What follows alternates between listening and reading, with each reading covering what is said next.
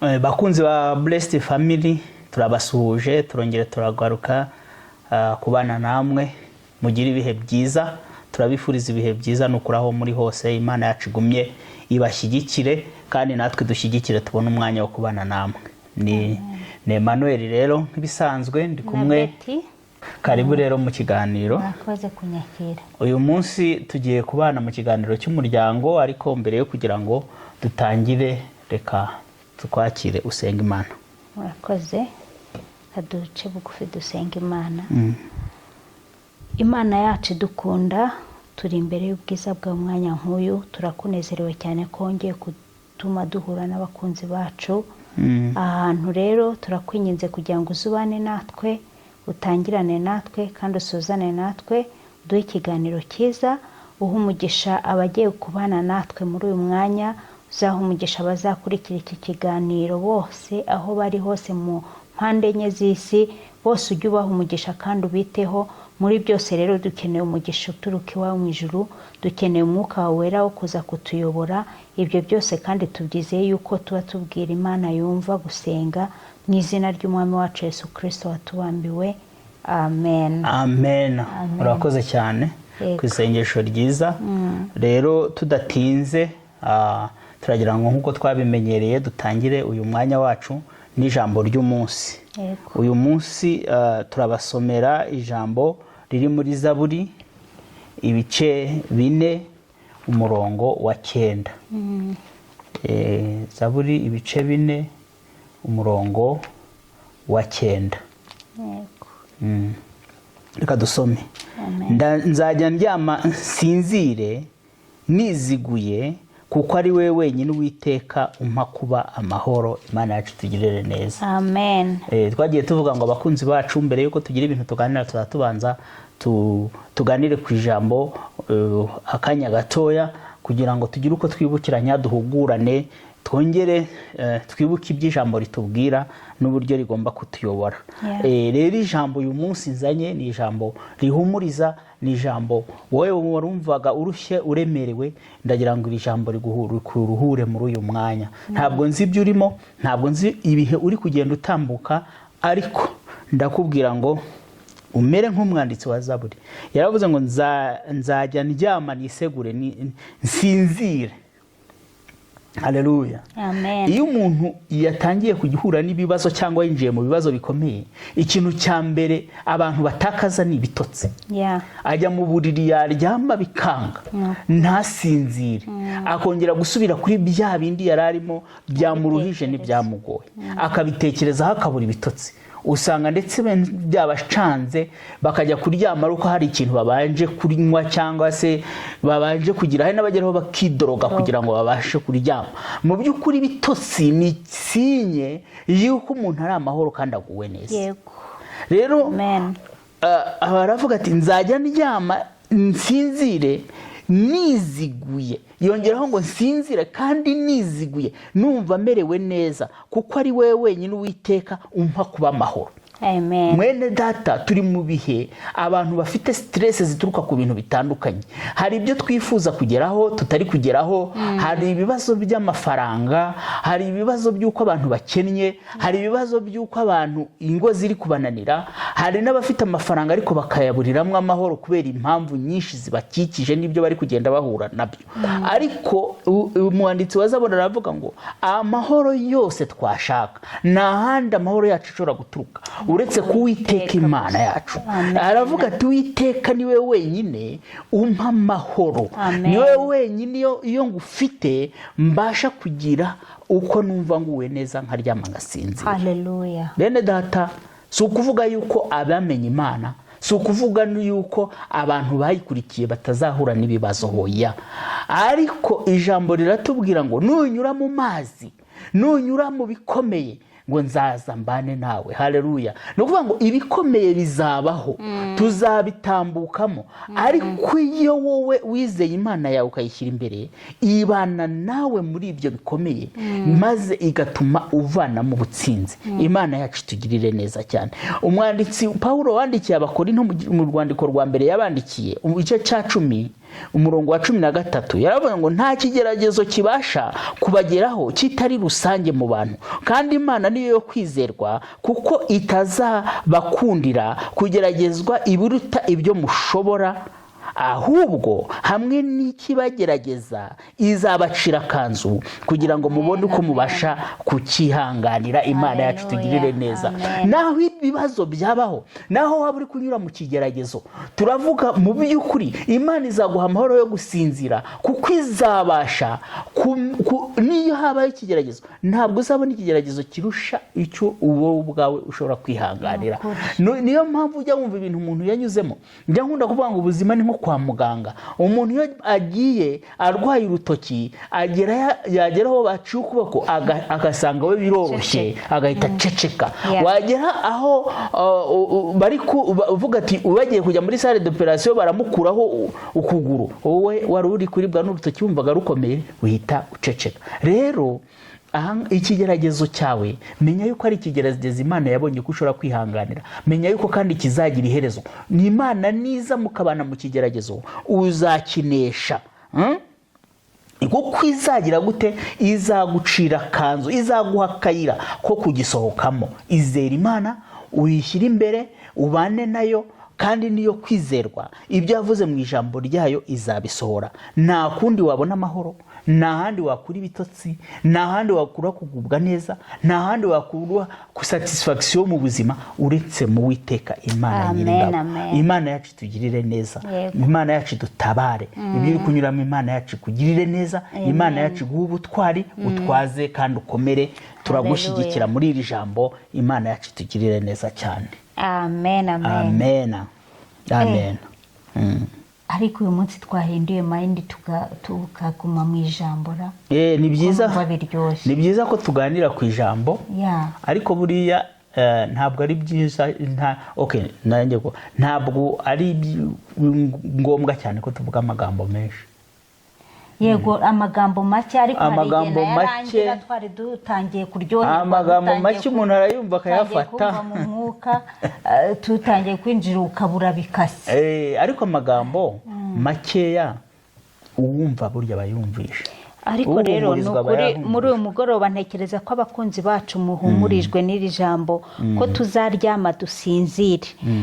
Niba tuzi yuko dufite Uwiteka Imana Nyiringabo, nituryame twisinzirire, kuko uburinzi buturuka kuri we buturiho. Ibintu byose mwabyumvisha ukuntu bavuze. Ibintu byari byo byose nta kintu kidutera ubwoba namba. Nta na kimwe cyagutera ubwoba. Waba ufite ibyo uri kunyuramo, icyo nzi cyo burira bugacya, Imana ikakurinda, Imana ikagira uko ibigenza, Imana ikagira uko ironkera abayo. Rero nta kintu cyatubuza ibitotsi. Ntitwavuga ngo reka tujye kwidroga, tujye kurara mu nzoga, ngo tujye kunywa amadroge kugira ngo tubashe gusinzira. No, Imana yacu iduha ibitotsi tukagira amahoro tugasinzira. Kandi mu by'ukuri ni ukuri, uzi yuko umuntu yafite ibibazo atajya asinzira. Ntabwo wasinzira utese. Ariko iyo usenze Imana ukayibwira Imana, rero byose ndabiguhariye, ukayibihereza, ni ukuri ubona ibitotsi pe. Urasinzira iyo wibutse yuko gutabarwa kwawe kuri mu Uwiteka Imana yacu. Ibyo byose nta kintu wakwirwaniriraho ngo bigereho. Still biha Imana nyine, nuko wiryamire wisinzirire. Nukuro bene data turabasabira kugira natwe twisabira kugira ngo dukomeze tugire aya mahoro Uwiteka duha. Amen. Hari n'ahantu avuga muri Bibiliya ngo amahoro Yesu atanga si yabisi batanga. Urumva? Rero tujye turyama twizigire. Imana igumugisha ku ijambo ryiza ry'uyu munsi, kugira ngo twongere twibuke yuko dufite amahoro, dufite Imana, turaryama tugasinzira. Imana igumugisha ni ukuri. Tuwusangire. Amen, amen. N'abakunzi bacu babyumvishe tuwusangire. Amen. N'abazatwumva mu nyuma bose, umugisha ujye ubageraho. Amen. Nta kiruta umugisha buriya. Amen. Haleluya. Amen. Rero nk'abakunzi bacu turongeye turagarutse, ngira ngo ntabwo ari igihe noneho kinini. turaje kugira ngo twongere dukomeze uyu munsi rero turi ubushize mu minsi mike yari ishize twari ku kiganiro cya kubera iki uyu munsi rero tuje mu kiganiro cy'umuryango murabizi ko ni kimwe mu biganiro nabyo dukora kandi tunezezwa no kubikora kandi tubikunze yego ubushize rero twari twarebye turacyari mu mibanire mbere yo gushinga urugo mu mibanire mbere yo gushinga urugo twabonye ko tuzareba ibice 4 tumaze kureba bingahe harya tumaze kureba ibice 2 ariko turagira ngo twibutse abakunzi bacu ko ibi bintu by'umuryango twashatse kubihera hasi muri fondasiyo kugira ngo n'abantu barimo bashaka kugera ikirenge mu cyo twanyuzemo tubafashe kandi ni nabo bakeneye ubufasha kurusha abandi bose burya kubera yuko burya ikintu utarinjiramo iyo uhawe inama yo ukijyamo byibura ufite impamba iguherekeza ukavuga uti aha hantu ngiye kwinjira ndinjiramo gute rero niyo mpamvu twahisemo ngo tubitangire wenda abari kumva ari ibintu bireba cyane abari gushinga urugo ariko nabo babyumve kuko hari abamama bajya gufasha abandi muri za mpanuro babaha ntabwo harya mu byita ngo iki simenya ibivugirwayo mu by'ukuri ariko nibaza ko bakagombye kuba hari inyigisho bari kubaha nabo bashobora no gukura bimwe mu byo tuvuga hano bikaba byafasha muri ubwo buryo bwo gutegura abageni gutegura abasore rega si abakobwa bonyine bategurwa rega n'umusore ndabivuze no gutegura abasore umusore kuko nawe arabikeneye none nta hantu yigeze abibona ntaki nawe aba akeneye izo nyigisho n'abasore barabikeneye bitwa ba pare bagomba gukora inshingano zabo uretse ko nsigaye mbona yuko rero bisigaye ari nk'imihango hari ibisigaye biriho hari iby'amafoto bene data rero tuzabiganira mu byo gutegura ubukwe turebe no guhitamo n'abaguherekeza n'ibyo bintu byose bikorwa kugira ngo ntibibe gusa iby'amafoto tuzabiganiraho mu gihe ibyo nabyo bizaza rero tugarutse ku kiganiro cy'uyu munsi twavuze yuko muri iyi mibanire mbere yo gushinga urugo twagomba kureba ibintu 4 icya mbere twarakibonye cyari kumenyana uhereye hasi mu ntango hanyuma ubushize twarebye gukundana ubu ngubu rero twari twababwiye yuko turagera noneho abantu barakundanye ubu ngubu bageze mu gihe cyo guhitamo icyo gukomeza cyangwa se ugahitamo ukabireka niho ubushize twarangirije ariko turi mu gukomeza twebwe rero icyo turi gukora turi gushyigikira gukomeza nibyo turi gushyigikira gukomeza ariko ubushize twabonye yuko hari ibintu ugomba kurebera kugenderaho ukareba kugira ngo umenye niba koko igihe uri gukundana n'umuntu ugomba kuba ni umwanya mwiza wo kumwiga rero tugerageza kubwira abantu ati dore ibintu mushobora kwiga nibi cyangwa se ibicanya amatara ukaba uhagaze gato hakaba n'ibintu ugomba kureba twise ko ari amatara atukura amatara atukura abantu b'abajene batabonye icyo ubushize bajya kukireba bakareba binjiye mu rukundo ni yahe matara atukura bagomba kugenda bareba kugira ngo rero uyu munsi rero tugezaho amatara atukura amaze kuzima hagiyeho fevere hagiyeho amatara y'icyatsi yo kugira ngo utambuke uyu munsi rero tugiye gutambukana n'abagomba gutambuka wamaze kwiga wenda hariho no muri icyo gihe abantu bari birimo wenda bari kujijinganya bari kugira gute uyu munsi maybe tukaba tugiye kongera kubana dukomezanye hakaba hariho n'abandi tugiye gusiga inyuma gato uretse ko tutabyifuza bagiye kuba bahagazemo gatoya kugira ngo babanze bakemure utwo tuntu duke tutari twakemuka uyu munsi rero tugiye kurebana noneho uwo muntu wakomeje iki cyiciro abagezemo ni ikihe icyiciro abagezemo ni icyiciro cyo kurambagizanya ibintu bita fiançailles mu gifaransa cyangwa se engagement mu cyongereza iki gihe nicyo tugiye kuganiraho muri uyu mugoroba hanyuma rero muri iki cyiciro ni iki watubwiraho twatangiriraho ni icyiciro gikomeye kuko ni icyiciro mu by'ukuri abantu bagiye kwiyemeza. Iyo wumvise iryo jambo engagement ni ukuvuga ngo ni ukwiyemeza, uba wiyemeje, uba wafashe imyanzuro.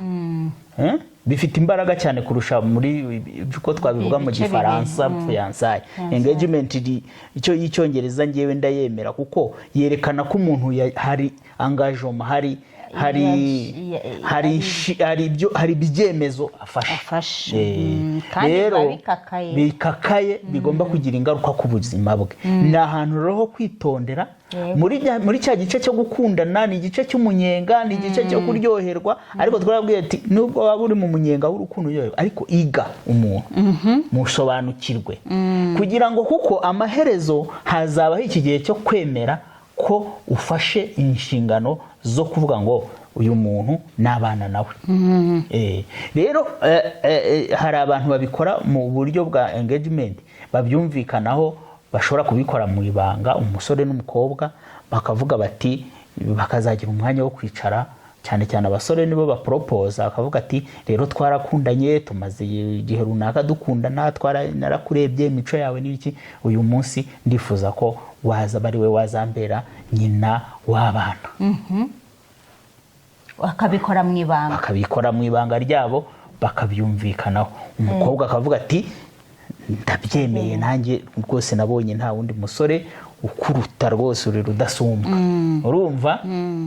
Hari abandi rero nabo bahitamo kubishyira mu buryo buri surprise, navuga mu buryo bwo surprise harya bwo gutungurana. Ariko njya mbona bamwe bitabahira. Umuntu nyine akaba nubwo yabanaga n'undi bakundanye, ariko wenda ashobora kuba ataramwizeho neza, atazimenye feelings ze, ukabona umuntu yikubise hasi, akubise amavi. Hari abakubita amavi nsigaye mbona, yamara gukubita amavi bakamukubita urushyi. Hari n'abakobwa bari serious agukubita n'urushyi atihaguka, cyangwa se agahita yigendera. Ibyo rero sinzi icyo wabwira abantu inama, ariko nabyo biraba. Mu muco wacu wa Kinyarwanda, reka tugaruke mu muco wa Kinyarwanda, ibyo turabiganiraho, nari nkiri umumasabaga kubikuraho nka introduction. Mu muco wacu wa Kinyarwanda tuzi yuko abantu iyo bibaye serious habaho ikintu cyo kugira gute, gufata irembo.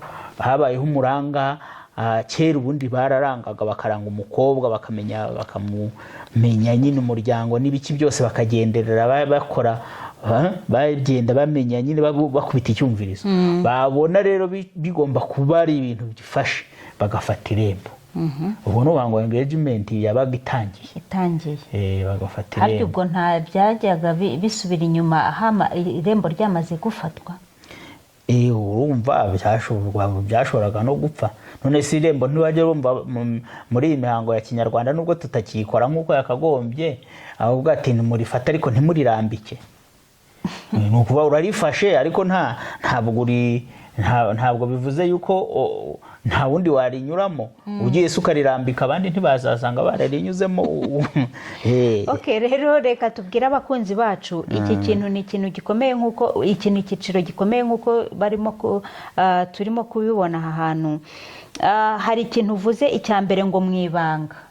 Mu by'ukuri nk'abakristo reka tubitekerezeho. Muri iyi minsi hari ibintu byinshi, hari amashyari menshi, hari abantu bagambanira. Ni ukuri maze kumva abantu, iyo abantu bamaze kumenya yuko umukobwa wo kwa runaka yabonye umufiyanse, bamaze kumenya ibintu nk'ibyo, bakoresha uburyo bwose, ugasanga bari gushaka kubyica. Buri Abanyarwanda kera baravugaga ngo nta butaha butagezwe intorezo. Uzi impamvu? Nuko abantu babaga bahise babishyira ku karubanda, bakabivuga, bakabibora. Noneho rero hano tugiye kubona ibice bibiri byo kubikora mu ibanga. Njyewe rero buriya aho ngaho niho nshyigikira cyane. Uzi impamvu? Buriya hari abantu hano hanze bafite amashyari yarabishe, kandi uba warasenze Imana ikagusubiza. Hari igihe wigeze ubyigishaho hano, abanyamashyari bakavunduruka, wewe wibimereye neza, undi akaba adashaka, atabyishimiye, agashaka ko. Njyewe mfite ubuhamya, murumuna wanjye ajya gushaka umugabo baramuroze, baramuroze kubera ko yabonye umugabo. Rero ko byagenda kose abantu bazabimenya ariko ipfa gutangira mubitangiriye mu ibanga, si ngombwa kwita wasasa ibintu byawe byose. Ahubwo ikibazo ngewe mbona ku basore bategura iriya mihango yo gutera ivi, wenda iby'ivi byo nta nubwo mbyemera mu myemerere yanjye, ariko nta nubwo ngaya babikora. Bafite uko burya umuco w'abantu urakura, abantu bafite ukuntu batira n'ibintu bakabizana iwabo, sibyo ngendereye cyane, ariko nge nta vi natera rwose, kuko mu muco wanjye no mu byo ntekereza numva bitarimo. Ariko ku babikora ntabwo mbagaye, buri muntu wese burya bafite uko nuko atekereza ibintu uko agomba kubikora. Rero icyo nashaka kuvuga ni iki: niba uzi ko uzanatera ivi, ushobora no kuba utaranayitera, uzamwambika impeta mu bantu benshi, mubanze muse na simbizi kuko abashaka kumutungura, ariko banza umenye umucace, umenye koko yemera. Uzi gusebera imbere y'abantu watumiye wanatanze n'amafaranga. Ibyo ni bya bindi ubu uri kuvuga ngo ushaka kugira kubishyira ku mugaragaro. Reka nkubwire rero, ahangaha ni hahandi muri cya cyiciro cy'ubushize twavuzeho, ukaba umuntu uri kumwibeshyaho bitewe n'inyuma n'amarangamutima uri kumubona nyuma, nyamara harimo akantu indani ntabwo ari agufungwa, ntabwo ari abafiyeri. Urumva niba umuntu ataraba fiyeri yuko yaba umugore wawe, aho ngaho ni wakagombye kuba wararebye amatara. Yes, aho ngaho ni handi twavuze biri ku ruhande rumwe, umuntu umwe ni uri kuvunika undi akamwishushanyaho. Noneho rero uyu nguyu azi ngo abantu bari kugendana mu rugendo bimeze neza, yarangiza akababaye desi ku munota wa nyuma. Urumva, kandi tumaze kubibona inshuro nyinshi. Ngewe ari nkanjye ugira umuntu inama, nakora ngewe ariko ari njye nagenda nkumvikana n'umukobwa wa, kuko n'ubundi niwe tuzabana, tukagira umwanya nkamusohokana ahantu, nkamuha iyo proposal hagati yanjye nawe, nkamubwira tukabyumvikanaho, ubundi namba 2 tukazajya kubibwira imiryango, tugafata imiryango n'abantu b'inshuti zacu twabyumvikanyeho, nabo tukazababwira ko twatangiye umushinga, tukabikora nyine. Rero reka nze nkubwire, wowe uri gutekereza bya gisaza kubera aho ugeze, ngira ngo none se ureka nze nkubwire, wowe uragutekereza mu myaka 15 maze, ibyo ngibyo ntabwo byari byakaje mu gihe cyacu. Nta bantu, abo bantu bo gukubita amavi hasi nta bari bakaje. None se wowe uragutekereza imyaka 15 maze, ugatekereza ko uyu munsi ariho abantu bakiri. Izo nama uri kuvuga ni za kera mu gihe cyawe.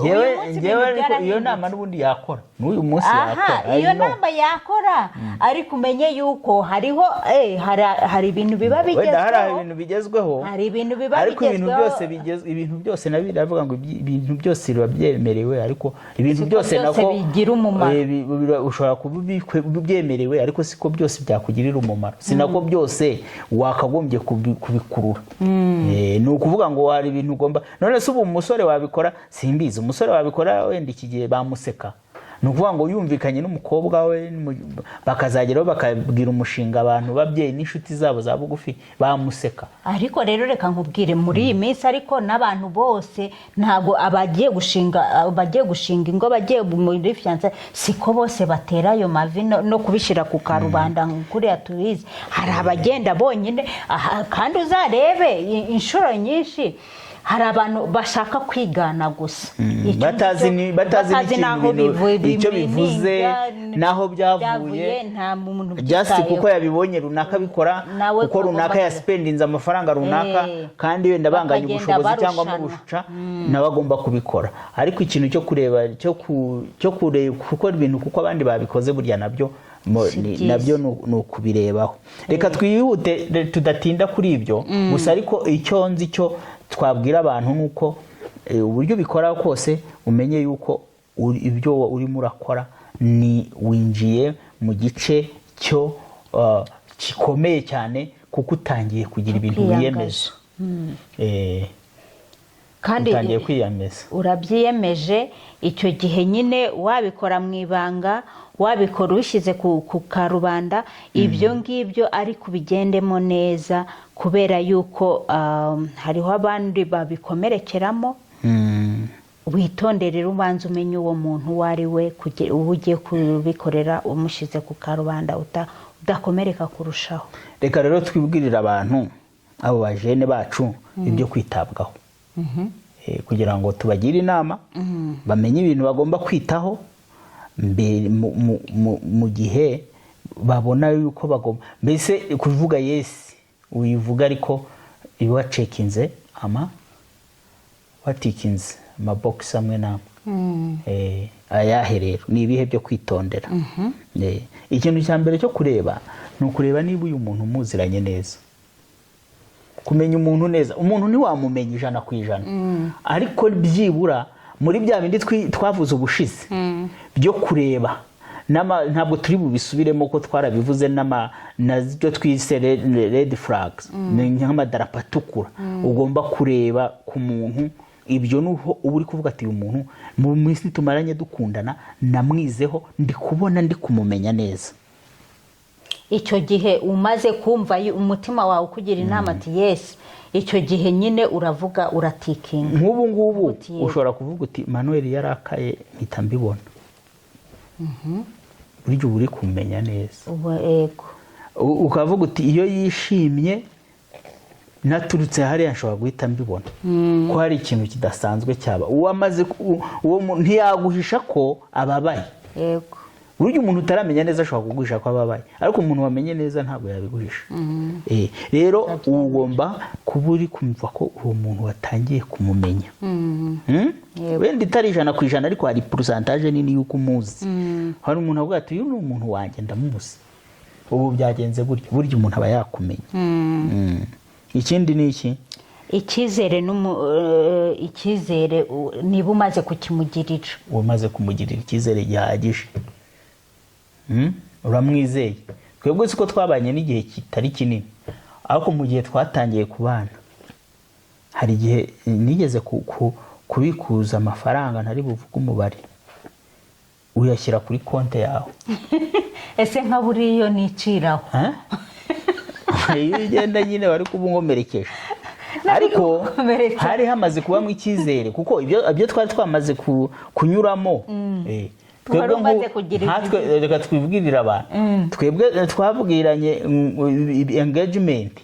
Icyo gihe nari mvuye muri Ethiopia, ngira ngo mvuye muri misiyo, ngurirayo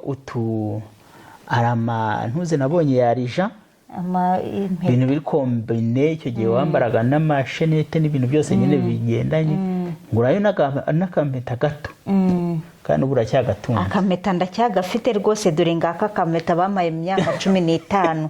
Akangaka rwose kari zahabu, ngo nimero niba ari makara 21. Rero barakampa, ni ku icyo gihe nakwambi twibereye turi babiri. Ariko hari undi muntu wari uhari bana.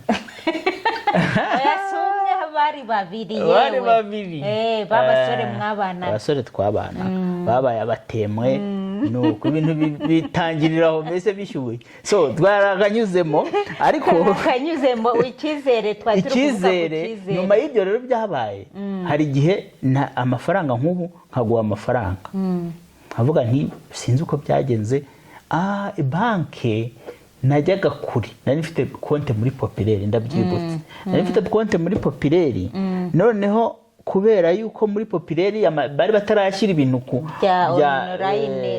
ibintu byose ngo bikorwe cap ugire gute, we wari ufite ikarita ugize gute, ku buryo umuntu ajya hagajombamo ikarita tugahita tubona amafaranga, kuko twari twigeneye kuba ari ibintu turimo turategura. Fata amafaranga nari mfite kuri konte yanjye yose, nyashyira kuri konte yawe, nkayafata mvuye iwawe. Urumva hari ukuntu umaze kwizera umuntu ukumva ko uyu muntu ko mwamaze gufata inzira imwe, none se ubundi utamwizera biragenda. Wumvaga mu mutima wawe ari 100%. Numvaga ko ndishuwa ko ntibigisubira inyuma, kandi nkabona ko nta buhemu ufite. Ntibigisubira inyuma, kandi ujya ubona muri iyi minsi yuko bigera no ku munsi ubukwa rejo bikaba birapfuye. Ni kwa kundi nyine umuntu wari umufitiye icyizere akageraho kagitakaza.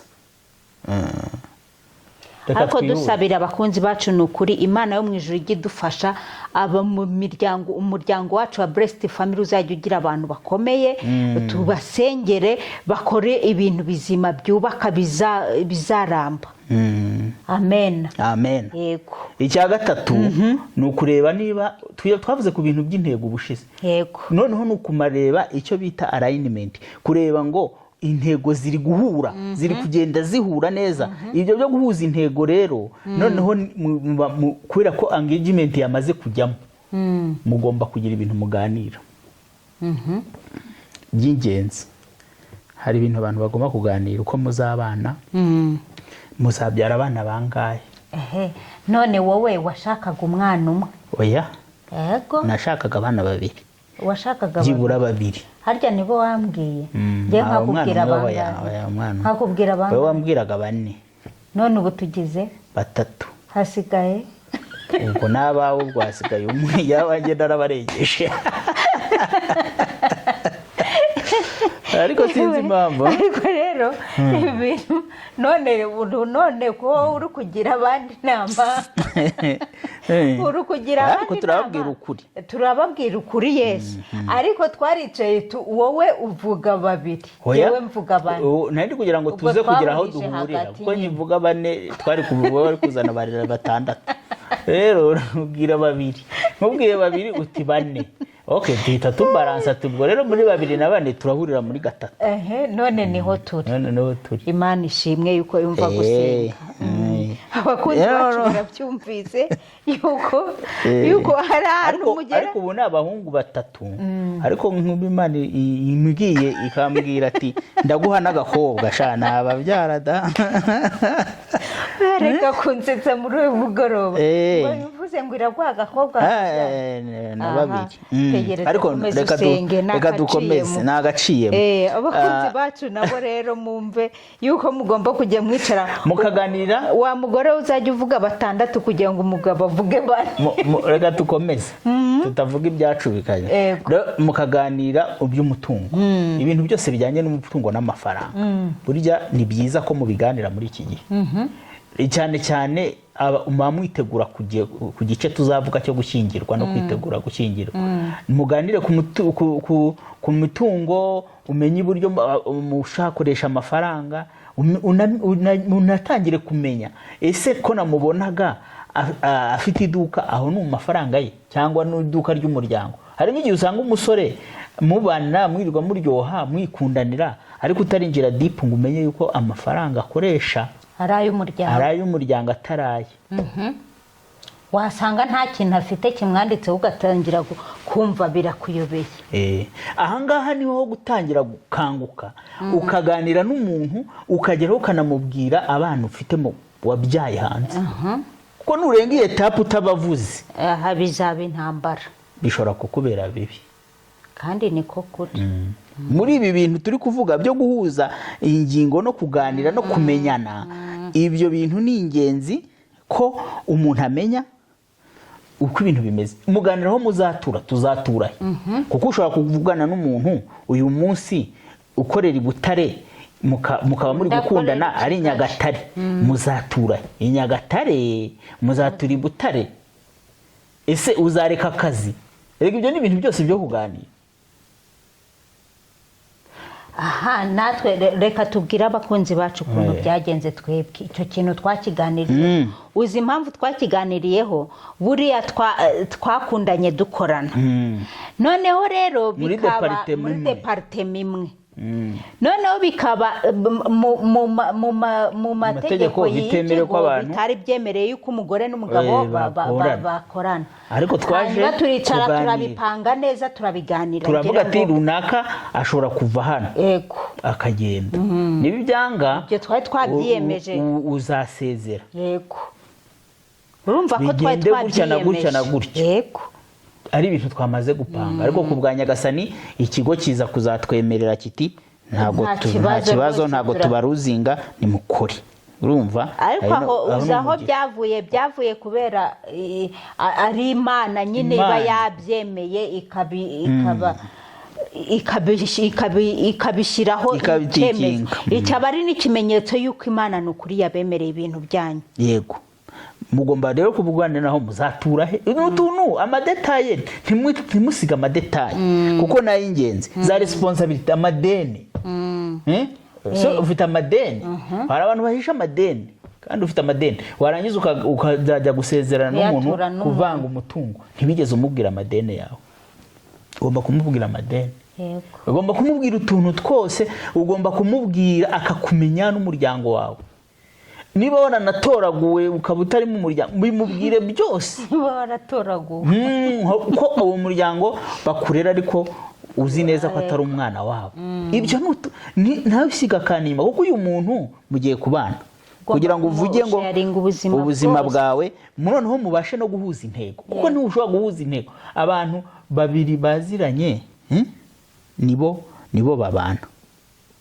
abantu babiri bazina hari igihe twigeze tuvuga yuko utagomba guhisha ikintu na kimwe muri kwa gukundana ushobora kwifata ariko mugeze ahangaha mwatangiye engagement ni ukuri nushaka ubature byose kuko bishobora kuzazana amakimbirane waramuhishe akabivumbura mu nyuma abantu basome Amosi ibice 3:3 handitse ngo mbese abantu babiri bajyana batasezeranye ni gute abantu babiri bagenda basezeranye ese mwasezerana mutumvikanye mugahita mugenda abantu babiri bajyana batasezeranye musoma Amosi abajene bari muri iki abantu Amosi ibice 3:3 abantu babiri bagendana batasezeranye ese niyo basezerana gute badahuje ntabwo bishoboka ntabwo bishoboka aho rero niho turi kubabwira ngo muarayininge cyangwa se muhuze intego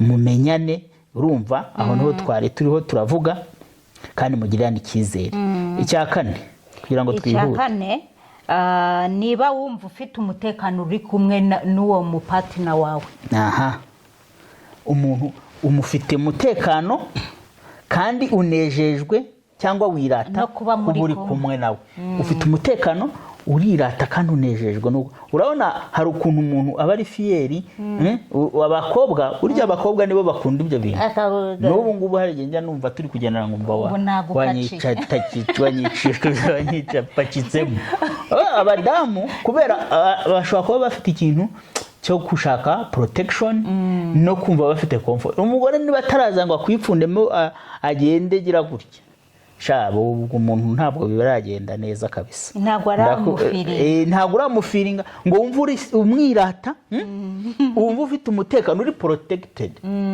cyane abadamu yumva ari protege ari kumwe nawe nta cyamuhungabanya kandi noneho afite umutekano yanakwirata n'umusore kandi the same bati ni fiance wanjye mu nshuti kwirata mu bandi yumva donc ari fier yo kukuvuga utagera ahantu hamwe ngo ubihishe ubure no kumupresenta utangira ubure n'ibyo uvuga hari abantu bajya bagenda no kumva umuntu narabasha kumenya uko apresenta uzi impamvu hari ibintu abari guhisha nyine bitaraje ntabwo baba bari bafiringa yuko bari ku mugendo iyo bimeze gutyo rero ntukavuge Yesu kuko biba bitarageraho umuntu yakagombye gufata icyo cyemezo yego igikurikiyeho ni ukureba umuryango wawe ukunda uwo mushuti wawe iyo nshuti uwo muntu mu engagement none se umuryango wawe ukunda iyo nshuti ko atari we ugiye kukubakira ibyo aho rero ni ahantu hakomeye pe abantu bagomba kujya bitondera buriya Imana yabwiye umuntu imuha amategeko yamubwira ngo wubahe so na nyoko ntabwo yigeze imubwira ngo wubahe so na nyoko ugeze kuri iyi myaka nugera kuri 18 kubera yuko umaze gufata ibyangombwa so na nyoko ntacyo bakivuze we wubahe so na nyoko. I can challenge you utugeza buretse mbanze ndangiza igitekerezo cyanjye. Niba ababyeyi nuvuga ngo blessing imigisha y'umubyeyi izakomaho ibihe byose, ariko umubyeyi nataguha umugisha mu bintu uri gukora, ndakubwirisha ukuri ko kubigiramo amahoro ni gake cyane. Ibyo ndabizi. Noneho rero birababaje ko wajya gushyingirwa utabonye blessing y'ababyeyi bafite, utameze nkanjye utari umufite. Ariko niba bafite ukagira Imana ukaba bafite, bakagombye kubona umugisha, bakakubwira ati mwana wacu turakuhaye umugisha, genda urongore uriya mwana, turamukunda tubona, genda urongorwe n'uriya musore n'umwana mwiza. Mbese ukabona banezerewe, ariko uzikubura ababyeyi mu bukwe bwawe. Ibaze ukagenda ukabitegurira iyo hirya ababyeyi bawe, uzikubura abavandimwe ngo warashyingiwe. Hari ibintu abantu bafata gatoya cyane, kuko reka nkubwire, gushaka ni wowe uba wishakiye, ariko umenye ko udashatse utishakiye wenyine, ushakiye even na entourage, ushatse uzanabyara abana bazajya kwa sekuru. Erega ibyo hari ababyeyi nabo bashaka gukomeza ibintu, nabyo reka tubavugeho. Aho niho nari bashaka kuzana ibintu wenda bidafite n'umumaro, bagashaka kwitambika mu rukundo rw'abana kubw'ibintu bidafite umumaro. Yego. Aho niho naringiye kukubwira, ese ko ijambo ry'Imana rivuga ngo uzasiga so na nyoko ubane n'umufasha wawe akaramata. Kubasiga tuzaganira kuri iryo jambo, sishaka kuricamo, nzariganira kuko ndifite ibintu byinshi byo kuganira. Ariko icyo nshaka kuvuga ni iki, ababyeyi nibyo koko tuzabasiga, ariko ababyeyi ni byiza ko tunabumvira mu bintu dukora. Reka nguhe inkuru yo muri Bibiliya ya Yakobo yakunze Rasheli, baramuriganye bamuha undi mugore mu mukuru we wa Rasheli. Uri kumva? Ariko arumvira ntiyigira akagarara, arongera akora indi myaka 7 kugira ngo abone. Kandi Rasheli nawe yarumviye, nubwo yakundaga Yakobo byo gupfa, ariko aba yaranaturumbutse akajya kuvuga ati ndamusanze, ariko yarahoze araceceka kuko se yaramubwiye ati tonde, uyu ni umuco, erega hari umuco hariya, ubu ngubu imico yaratakaye. Ariko icyo nshaka kuvuga, dukubite nyine urusyo n'ingasire. Mubyeyi nawe niba uri kwitambika ariko rezo zawe zikaba zidafite ntuza, ukaba uri kwitambika gusa ngo kubera ko abantu badahuje ubwoko, kubera yuko ngo abantu ngo kubera ko ngo wagiye mu bakene. Reba character y'umuntu, buza umwana umuntu mubwira uti uyu wenda ntiwishimire ukuntu umuntu ateye, ntiwishimire ukuntu ateye, ndavuga mu mimerere no mu myitwarire, uvuga ati uyu muntu azakurushya, uyu muntu tubona adasobanutse, uyu muntu no ibiyobyabwenge twarabibonye, twabonye ibi bintu n'ibi bidasanzwe, uyu muntu mureke. Ariko nimushingira ku bintu namwe by'amarangamutima yanyu adasobanutse, mu by'ukuri namwe murananiza abana. Yego. Ariko niba ababyeyi bakubwira bati nyamara imyitwarire y'uyu muntu, nyamara uyu muntu iyo tumubonye, uyu muntu ntituramwishyiramo, ntaraza mu mutima wacu kuko uyu muntu kandi twumvira ababyeyi burya. Hari n'igihe n'ibindi byose batubwira, akenshi ushobora gusanga hatarimo kwikunda kwayo, hatarimo kwikunda kwabo, burya bishobora kuba bifite umumaro. Yego. Ako kantu twagatindamo, twagacarenjinga, ariko ugize Imana, ababyeyi, umuparteneri wawe, umushuti yawe yakundwa n'umuryango, kuko azaza yisanga, azumva mama wawe ari mama, azumva papa wawe ari papa, muzahabwa umugisha, ababyeyi bazataha ubukwe bishimye.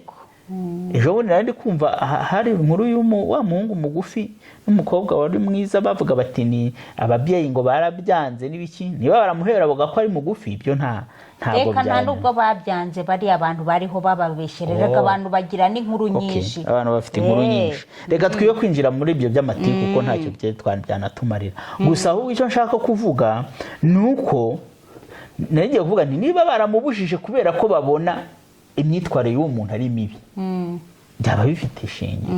Ariko niba ari ukumubuza kubera uko areshya, ibyo ntabwo byaba ari byo. Nuko bigarukaho just kubivugaho gutyo gusa, kuko urwo rugero rwanyuze kuri internet abantu bagiye barubona. Yego, reka dukomeze. Ikindi ese mw'abantu babiri mwe mugeze muri icyo cyiciro cyo kuba mwafiansanya, mubasha kwisanzuranaho, mubasha kuba mwahura mukaganira, mugaturika, mugaseka, mukumva mbese utangiye kumva wirekuye. Utangiye kuba uri umuntu ubwira urwenya, mugaseka, mugakora utuntu nyine rimwe na rimwe. Rega abantu babana natwe kutubana, uretse n'abatarabana, yego bigenda bikura, ariko buryo umuntu agira ubuzima buri fani, yego buryoshya ubuzima. Hari igihe twigeze kubona abantu bigeze kubona akavideo ka Pastor Rutayisire, abantu benshi baramukunda.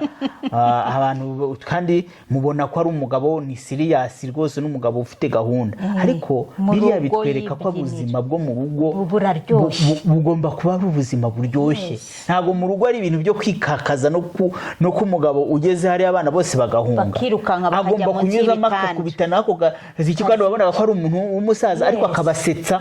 Ako kantu nako kagomba kubaho, kandi kabutangira bitangirira ahangaha. Kuko umuntu ubafashe kwiyangaje, mugomba kuba wumva wisanzuye.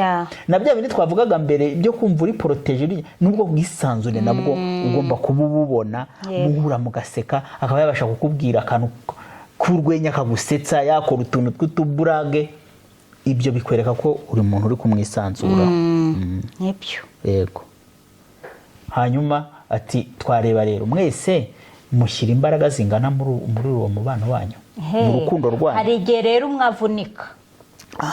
Iyo uri kuvunika wihatirije, niba ubona ari wowe uri gushyiramo imbaraga, usa naho atsindagira, usa naho ari ku buryo umuntu agera akanyara nagutererana akajya akubwira ati ibyo byikorere, ibi bigire gutya, niba ushaka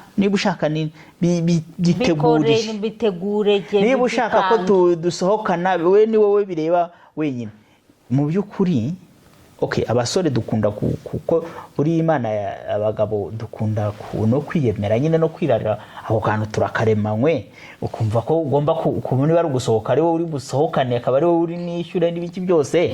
Ariko icyo navuga ahangaha ni uko iyo usanga nk'umugore muzabana, nubwo wanakwishyura, ashobora kuvuga adashaka kujya mu bintu bihenze by'ibitangaza.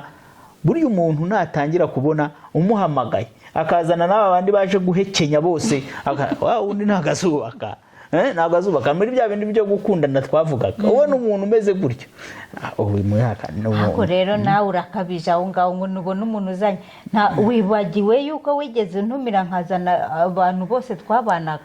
Ariko ikirya gihe ni totally different, kandi twari twabipanze. Ntabwo wagiye ngo uyikorere amaduka y'abantu tutavuganye. Washobora wazanye nabo tutavuganye, kuko hari n'abantunguye tunabivugaho, ariko ni ibintu twari twapanze tubiziranyeho. Ko urumva ko ibintu mwapangiye abantu 5 hashobora kubamo 6 cyangwa ushobora kubamo na 7. Ariko ibyo ushaka kuvuga ni bihe nyirizi? Ibyo nshaka kuvuga nta nubwo biri muri iki cyiciro cyane cyane, byari mu cyiciro cy'inyuma nuko nari bigaruye mu mutwe. Icyo nshaka kuvuga ni wa muntu muhure akakuzaniraho, mwavuganye ko ari we muri buhure, akaza afite amanegise y'abantu kandi bakaza barya nk'abatazabaho, barangiza bakapfunyika, wumva ngo batumiza ngo amarura ngo sinzi n'ibindi biyoga bikomeye. Ugasanga hari abasore muri komedi bajya bakina komedi bakacika bakabacika. Umuntu muzabana ntakakora gutyo. Nari mbivugiye gusa yuko ahangaha eforo umuntu aba ari gushyiramo n'undi nawe ayishyiramo, n'ubu yashyiramo y'amafaranga ariko undi agashyiramo niyo gufurena ko mu depanse ibintu byinshi. Urumva n'eforo ubona mbese umuntu ari bimurimo, urabona ari gushyiramo izihe mbaraga, ari kwerekana izihe mbaraga, ari kwerekana ko afite iyo ngajo makuru rwego. Yego. Tukabona n'ikindi kintu cyo kuvuga ngo murabanye ntabwo wumva umeze nk'imfungwa. Arakureka ukisanzura, urisanzuye. Ndavuga mu buzima bwawe, urabona hari umuntu umutangira kubana ati umushahara wawe uranyura ndawukontorora, ndakontorora buri depanse niyo yaba ifaranga rimwe, so ukumva umuntu atangiye kuba nk'imbohe. Ugomba kureba ko uwo muntu atazakubera umuntu umeze gutyo ngo usange arakuboshye. Noneho no muri icyo cyiciro ikindi twakongeraho nuko hari umuntu mugera muri icyo cyiciro yarangiza akatangira kugushyiraho ingenza cyangwa se akakubwira ati ntugomba kujya ubu sasa rero ugomba kugenda ukatangira kubona gushyize muri box ari uko umbwiye ingendo zawe nkazikontorora. Ubu ngubu hasigaye haraje na kamera zo application yo kukugenzura aho ugiye na mbega ni ukuvuga ngo icyizere ntabwo kirabijana icyizere ntikirabijana ku ijana, ntabwo ari kukwizera. Ibyo byose bituruka aho wakuye umuntu, niba waramukuye ahantu abandi bose yari expose ku bantu benshi se. Niyo mpamvu rero buri aho ngaho nusenge cyane niba wumva yuko umuntu ugiye kumufata nk'imbohe kandi ugomba kumureka akisanzura. Yes. So icyanyuma tuba dufite ibintu 10 turi kubwira abantu. Urabikora kubw'impamvu y'ukuri, ibyo bita right reason cyangwa right reasons. Impamvu zigusunika n'ukuri, kuko hari abantu ubu ngubu basunitswe, akareba umuntu umukobwa, akareba umuntu umusore, agasunikwa n'amafaranga afite, imitungo muri rusange. Ntabwo ari urukundo, nta bindi bintu. We ari urukundo ruruforosereza kuko azi kuri ya muntu afite imitungo, nta kindi. Iyo arareba mu cyaro bareba n'amasambu, akareba amasambu, akareba inzu ko yujuje inzu. Of course hari ibintu ugomba kureba ku muntu, hari ibintu ushaka ku muntu. Ntabwo mvuga ngo uzagenda ujye gushaka umuntu w'umutindi w'umukene, nawe afite abo bazabana nabo mu gice cye, ntabwo ari ukuvuga yuko. Ariko icyo nshaka kuvuga ni iki, ntiba ariyo rezi ituma umukunda, kuko urwo rukundo rurarangira, kuko n'umutungo iyo ushize ushirana naro. Hari abantu ngo bashakira abantu muri iki gihe visa. Hari abakobwa bari muri Amerika, abahungu bari muri Amerika, akavuga ati rero aha kuri uyu muntu. Hari n'ababikora kubw'abazungu, noneho abazungu cyane cyane. Umuzungu yaba amubonye akavuga ati iyi ni visa igenda. Ni visa. Menya ko ari visa ushaka, nta relationship yindi ushaka. Ubwo nturi kubaka engagement kuri visa. Engagement yawe iri muri visa, ntabwo iri mu rugo. Ntabwo iri mu rukundo rwo kubana. Yego. Hari n'ababigira gutya wenda kubera ko umuntu bahuriye muri circumstance batanakundanye, akaba muteye inda, akajyanwa n'inda. Mu by'ukuri ujyanwe n'inda, hari n'ujyanwa n'inda itari niyi. Yegora bari kuyikwegekaho, bagakoresha byihuse kugira ngo indi ibone we yegamaho uzayitirirwa. Ibyo rero n'ubundi umenye yuko urayimwitiriye, ariko ntabwo bizarama. Nubwo yaba ari niye, ashobora kuba yiguteye atagukunda. Amaherezo biramenyekana. Aguteye ukunda undi muntu, ariko gukora ibintu by'abasore wenda bigize gute, nawe aguteye inda ariko ntago gukunda. Uzi ko hari aho nabyumvishe mu Rwanda, umusitari w'umusore bamwegetseho inda, basi arareba avuga ati mugiye gukoresha ADN, ati se n'ubundi ninsanga ko atari byo ndabikora iki. Arihangana, ariko nuko yagize kwihangana. Ariko ibi bintu nabyo bireze. Abantu bagomba kuba maso no gucunga neza no gusenga Imana kugira ngo ibafashe mahitamo yabo aba mahitamo mazima, atarayo kuzanamo ikinyoma kirasenya. Noneho hari n'umuntu ushobora kugukorera nk'amakosa murimo murakundana, wamufata nko mu ikosa runaka, agahita aje akubwira ati enda gupropose, kugira ngo ahite yihohora. Ariko mu by'ukuri abikoreshejwe n'iryo makosa yakoze cyangwa abikoreshejwe n'indi circumstance, ashaka kukwereka yuko bishoboka, ariko muri we yarataraba ready. Beto umubwira uti banza ube ready, ubanza ubitekerezaho, ubanza ubyumve, bikubemo. So ibyo ni ibintu twavugaga ngo reba niba ari kuri rezo y'ukuri. Hari n'igihe umuntu aba akugiriye impuhwe, wati umuntu umugiriye impuhwe, wenda mbanye nawe ukumva uri kumugirira impuhwe ariko utari kumugirira urukundo. ahubwo nambe n'impuhwe nazo zikomeza zishobora gukomeza gutuma nyine izo mpuhwe ushobora gutuma ukomeza kumukunda n'ukuri nazo burya ni nziza ni sawa. Aha, iki cyiciro rero tubahaye inama mu by'ukuri. Wari uri muri iki cyiciro zishobora kumufasha akongeraho n'ibindi ashobora kugenda yiga. Ariko icy'ingenzi turababwira icyitonderwa gikomeye. Icyitonderwa cya mbere ni uko iki cyiciro kirakomeye. Ni icyiciro utagomba gukinisha. Ni icyiciro ubu ugiye kujyamo wamara kukinjiramo gusubira inyuma biragoye kandi uramutse usubiye inyuma ni ibintu bikuvuna bikagufata umwanya kugira ngo uzongere utangire bundi bushyashya. Kubera yuko urumva abantu bamenye yuko runaka muri fiyansaye iyo mu biburekinzi ufata igihe kinini cyo kugira ngo wongere wisubire umeze nk'umuntu uba umeze nk'aho n'ubundi uvuye muri divorce. Niko navuga ufata igihe kinini cyo kwitegura. Ariko rero turabwira abantu ngo birashoboka gufata umwanzuro, biracyashoboka. Aho kugira ngo uzajye kudivorusa ujye mu maprocesses wagezeyo yatuma ubikatira aho ngaho pe. Niba ubona wari uhubutse, niba ubona wari ugiye guhubuka, byaruta kubikata mbere yuko winjira mu bintu bikomeye biri imbere. Hariya tuzavuga ubushize ukinjira nayo umutwe wuzuye divorce. Tuzavuga ubutaha mu butaha nako nagara ubushize. Icya kabiri ni umwanya wo abakristo gutangira gusengera ruriya rugo rugiye kubaho. Fata umwanya ukomeye utangire usenge ku bakristo. Umuntu aba yarasenze ariko noneho ntabwo ukiri gusengera mu kajagari. Burya mbere muravuga ngo nka biriya bavugaga ngo mwarasengeraga ngo mugasengera uwo muzabana ntuzuwariwe, noneho uramuzi ko ari Emmanuel. Maze kumumenya muvuga uramwatura noneho umusengera umwatura mu mazina ko nicyo gihe. Uwanditse Imigani 19:14 yaravuze ngo urugo n'amatungo umuntu abiragwa n'ababyeyi, ngo ariko umugore witonda umuhabwa n'Uwiteka. Ariko n'umugabo nawe muzima umuhabwa n'Uwiteka. Ntushaka ushyiremo n'umugabo, wowe umugore ushyiremo umugabo witonda uzamuhabwa n'Uwiteka, umugore witonda uzamuhabwa n'Uwiteka. Ntabwo ari ababyeyi. Impamvu babivugaga hano urabumva kera uko byari bimeze, kandi n'ubundi n'abasore nibo bagifata iya mbere. N'ubwo rwose turi kubivuga ntabwo birapinduka cyane 100%. Rero bakavuga bati umenye yuko umugore mwiza umuhabwa n'Uwiteka, umugabo mwiza umuhabwa n'Uwiteka.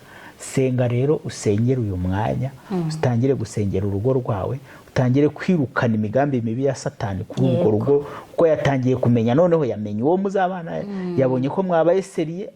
Ubwo rero n'ibitero by'umwanzi biba bihari. Senga, shyiraho umwete usengere urwo rugo ku bakristo. Ako ni akantu k'ingenzi cyane kugira ngo musengere ingo zanyu. Rero bajene turabakunda. Ntabwo twashatse kuvuga ibintu byinshi, ariko turibaza ko ibi ari ingenzi bizabafasha abantu bari muri fiançailles, abantu bamaze kwinjira muri engagement, kureba ndetse n'utekereza ko agiye kwinjiramo. Ibi ni ibintu byo kwitondera, ibintu 10 tubaganirije hariya hejuru. Turabakunda, niyo mpamvu turi kwensista cyane ku bantu bagiye gushinga urugo. Turabakunda kuko mugiye kujya mu bintu byiza, ntabwo ari ibintu rwose bibi. Twebwe twarabigezemo twumva biryoshye bimeze neza. Turabankuraja mu bigema, ariko mugire amakenga, musenge, Imana izaguma ibayoboze uburyo bwayo kandi bwiza. Ko Imana ikunda urugo. Twabonye mu biganiro bya mbere ko uyu ni umugambi w'Imana. Yatangije urugo rwa mbere. Ni umugambi w'Imana, ntabwo ari umugambi w'umwana w'umuntu. Niba ari umugambi w'Imana rero izabashyigikira. Mubane nayo muri uwo mugambi. Imana yacu ibagirire neza. Amen. Turabakunda ni ukuri. Reka tuhagarikira aha ngaha. tuzagera ku cyiciro cya nyuma ubutaha kandi tuzaba dutangiye noneho kwinjira mu bintu biryoshye noneho by'urugo ruzima utangira kubona umunyenga aho Imana aho ibintu bikorekera nyine mu rugo rw'umyarugo. Imana ibaha umugisha rero, reka turekere aho uyu munsi, tubategereje ubutaha kugira ngo nabwo tuzakomeze tuganire tubane namwe. Shalom, Shalom, shalom. shalom.